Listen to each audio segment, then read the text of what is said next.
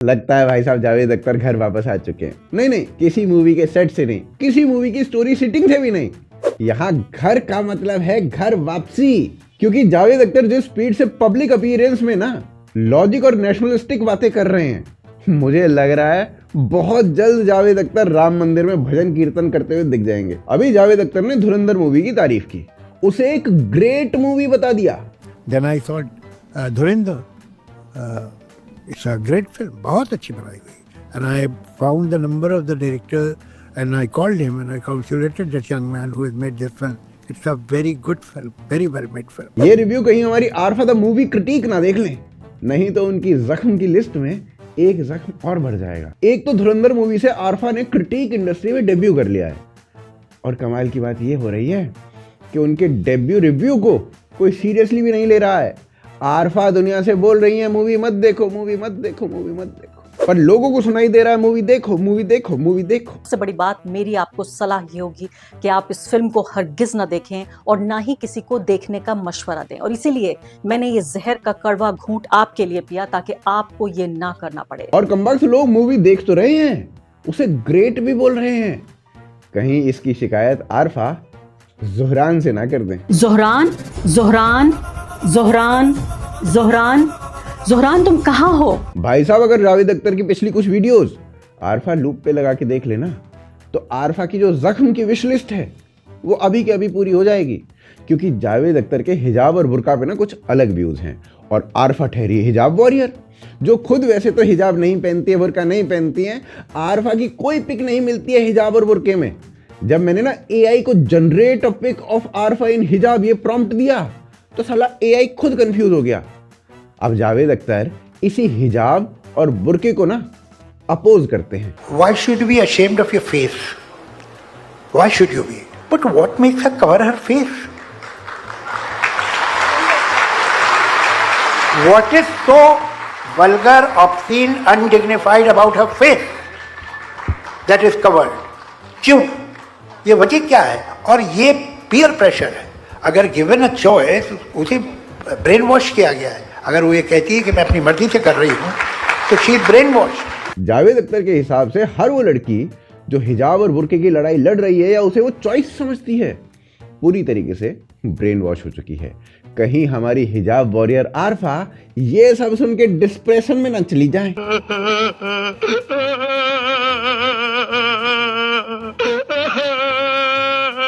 और अभी जो म्यूजिक के नाम पे गंद दिलीप कुमार राजगोपाला यानी AR रहमान ने कन्वर्ट होने के बाद फैलाया है, जिसमें वो छावा में म्यूजिक देने के बाद, पेमेंट लेने के बाद छावा को डिवाइसिव बोल देते हैं।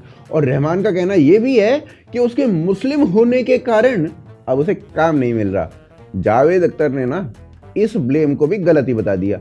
लेकिन मैं नहीं समझता कि इसमें कोई भी कम्युनल एलिमेंट। क्यों नहीं देखेंगे आप? जरूर आएंगे। इससे देखो रहमान को मिर्ची तो लगी होगी, पर कुछ बोल नहीं पा रहा है बेचारा। ऑन पेपर मुस्लिम्स ने ऐसा बोला है। वैसे इस पे ना मैं भी कुछ कहना चाहूंगा। रहमान का जो ब्लेम है वो उतना ही बेबुनियाद है जितने खुशी मुखर्जी के क्लेम्स सूर्या कुमार यादव के बारे में है कि सूर्या उसे मैसेज करता था। बॉलीवुड तो कमबख्त बॉर्डर पार से पाकिस्तान से मुसलमान बुला बुला के काम देता था। ऊपर से ये कह रहे हैं कि रहमान जो कि भारत का अपना मुसलमान है उसे काम नहीं मिल रहा। कमाल की बात है भाई साहब, कैसे मान लें हम इस बात को? क्या ये क्या बक रहे हो मादर? वैसे इन सब बातों से इधर सोनू निगम का भी एक स्टैंड है। सोनू भाई साहब कहते हैं कि सूफी म्यूजिक तो MLM से भी बड़ा स्कैम है। सूफी फूफी जैसा कुछ नहीं होता, कहीं भी मौला अल्लाह शब्द घुसा दो वही सूफी बन गया बॉलीवुड की नज़र में। ऐसा नहीं होता। देखिए तब तक सूफी फूफी तो आया नहीं था कुछ भी। ये फूफी जो आया ना, फूफी आया है 2000 के बाद में फूफी। उसके पहले ये सूफी था ही नहीं। सूफी तो म्यूज़िक होता ही नहीं है, सूफी तो थॉट होता है। ये अभी एक वो चल गया है कि सूफी म्यूज़िक सिर्फ किसी गाने में अल्लाह मौला डाल के सूफी नहीं बनता। वो हर घड़ी बदल रही है रूप जिंदगी या मौला, तो सूफी हो जाएगा।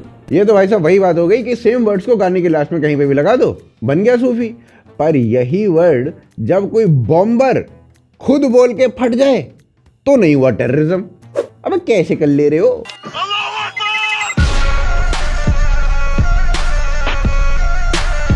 और ऐसा भी नहीं है कि जावेद अख्तर ने कोई पहली बार ऐसी कोई बात बोली हो।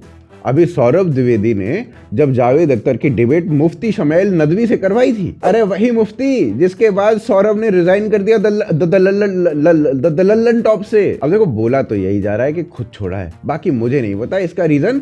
सौरभ खुद बोल रहा है कि वो कुछ आगे जाके और एक्सप्लोर करना चाहता है। मुझे भाई साहब ये समझ में नहीं आ रहा कि और कितना कितना क्या क्या एक्सप्लोर करना है भाई को। अभी पिछले महीने इसने डिबेट के नाम पे जाकिर 2.0 एक्सप्लोर कर मारा। सौरभ भाई ने सोचा होगा जाकिर नायक तो इंडिया में बैंड है। My name is doctor Zakir Naik.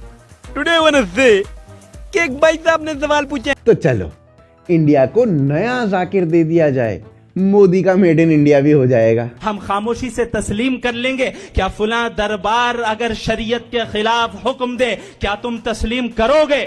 चलिए वापस से नदवी पे आते हैं। तुम माफ करना, मैं गुस्से में इधर उधर निकल जाता हूँ। इस डिबेट में जावेद अख्तर ने अपने लॉजिक से नदवी को ऐसा पेला था जैसे बीबीएल में बैट्समैन शाहीन शाह अफरीदी को पेलता है। जावेद अख्तर खुद भी जानते हैं कि अब मुसलमान उन्हें काफिर मानने लग गए हैं, उन्हें काफिर का टैग मिल चुका है। तो ये कहते हैं कि तू तो काफिर है और जहन्नुम में जाएगा। वो कहते हैं जिहादी पाकिस्तान चला जा। इस पे जावेद कहते हैं कि अगर चॉइस में पाकिस्तान ही जाना है तो फिर मैं नरक ही क्यों ना चला जाऊं। अब अगर मेरे पास सिर्फ चॉइस पाकिस्तान और जहन्नुम यानी नरक की है तो मैं नरक ही जाना पसंद करूंगा। नहीं देखो बात तो सही है, नरक की रेटिंग पाकिस्तान से तो बेटर है। वहां भले 4 कोड़े पड़ते हों पर कोई पैर में गोली मार के जेल में डाल के गांव नहीं मारता। और नर्क में भाई साहब भरपेट खाना भी मिल जाता है। और पाकिस्तान में भरपेट खाना किसी ने आखिरी बार कब खाया था कोई रिकॉर्ड नहीं है, क्योंकि जो इन सब बातों का रिकॉर्ड करता था वो खुद भूखमरी से मारा जा चुका है। वो तो पैसे लगा के जा रहे हैं ना। हम तो ऑलरेडी चांद पे रह रहे हैं, आपको नहीं पता? नहीं मतलब हम कैसे, हम तो चांद पे नहीं रह रहे। चांद पे पानी है? पानी नहीं है। हाँ तो इधर भी नहीं है। वहाँ पे गैस है? नहीं गैस इधर भी नहीं है। वहाँ पे बिजली है? नहीं। ये अभी देखे लाइट नहीं है इधर भी।